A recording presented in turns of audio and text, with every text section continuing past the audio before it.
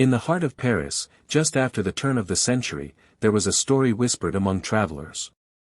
It was told in hushed voices, as if repeating it too loudly might bring the same fate. They called it the Vanishing Hotel Room.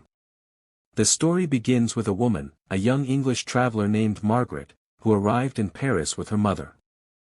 They checked into the Grand Hôtel du Palais, a luxurious establishment not far from the Champs-Élysées, known for its elegance, chandeliers, and long marble corridors. It was the kind of place where diplomats stayed, where the wealthy came to rest. For Margaret, it was supposed to be the trip of a lifetime. But it became something far darker. After their long journey, Margaret's mother fell ill. The hotel staff, polite and professional, offered to fetch a doctor. Margaret was told to wait in her room while her mother was examined. Hours passed. When she finally asked about her mother, the staff looked at her with blank expressions.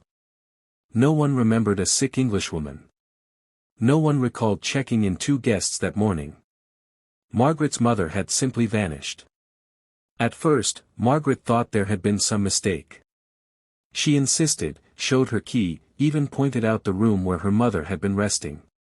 But when the door was opened, the room was not the same. The wallpaper was different, the furniture rearranged, and there were no signs that anyone had been there. Even the ledger at the front desk no longer listed her mother's name. Terrified and confused, Margaret pleaded with the staff, but they dismissed her concerns as hysteria. She was alone, a young woman in a foreign country, insisting that her mother had existed while the entire hotel seemed determined to erase her. The legend says she wandered Paris for weeks, visiting police stations, hospitals, even the British Embassy, begging for answers. But the official records showed nothing. No one named Mrs. Thompson had entered the city, no passports, no train tickets, nothing. Her mother had been erased not only from the hotel, but from Paris itself. Margaret returned to England broken, whispering her story to anyone who would listen. Some dismissed it as madness, others as a cautionary tale for women traveling abroad. But in time, the whispers grew into something much stranger. Years later, a French journalist began investigating the case. He spoke to retired hotel staff, searched old archives, and uncovered fragments of a truth more disturbing than fiction. The Grand Hôtel du Palais, though respectable on the surface, had long been rumored to hide secrets. The legend says she wandered Paris for weeks, visiting police stations, hospitals, even the British Embassy, begging for answers. But the official records showed nothing. No one named Mrs. Thompson had entered the city, no passports, no train tickets, nothing. Her mother had been erased not only from the hotel, but from Paris itself. Margaret returned to England broken, whispering her story to anyone who would listen. Some dismissed it as madness, others as a cautionary tale for women traveling abroad. But in time, the whispers grew into something much stranger. Years later, a French journalist began investigating the case. He spoke to retired hotel staff, searched old archives, and uncovered fragments of a truth more disturbing than fiction.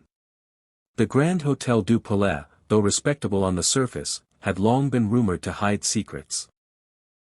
During the 1889 World's Fair, there were reports of visitors disappearing under mysterious circumstances.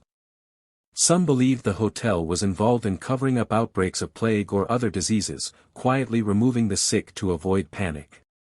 Others claimed it was a conspiracy involving powerful families, silencing certain guests who had seen too much.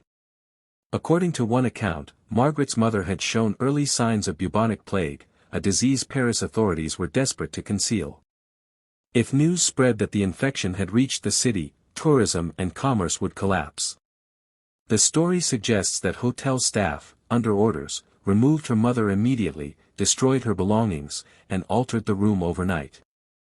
Margaret's memory, her grief, was a loose end they could not erase, but to everyone else, her mother had never existed. Another theory is even darker. A private diary found decades later, allegedly belonging to a chambermaid, described wealthy aristocrats who paid the hotel to procure victims for secret medical experiments. The maid wrote of guests taken in the night, of doctors working in hidden basements, and of rooms repainted within hours to cover any trace. She mentioned a young Englishwoman who screamed for her mother, only to be told she had come alone. The handwriting was shaky, the details fragmented, but it echoed Margaret's story too closely to ignore. And then there is the simplest explanation, that Margaret suffered a breakdown. That the long travel, the stress, and her mother's illness caused hallucinations. That there was never a conspiracy, only the fragile mind of a young woman collapsing under grief. Skeptics point out that no physical evidence has ever been produced. No medical records, no official documents. Only the words of a distraught daughter. But if it was madness, why does the story repeat itself in different cities, different hotels, across different decades?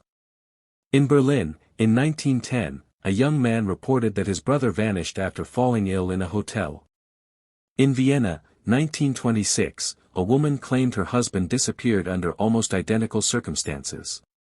Always the same pattern: someone falls sick, the companion is told to wait, and when they return, the sick person has been erased. The room is changed. The records are gone.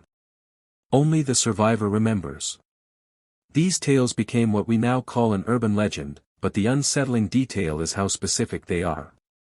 Each retelling includes the same elements: the altered wallpaper, the missing name in the ledger, the insistence of the staff that the companion had always been alone. It's almost as if the legend itself is a cover story, hiding something no one wants to admit.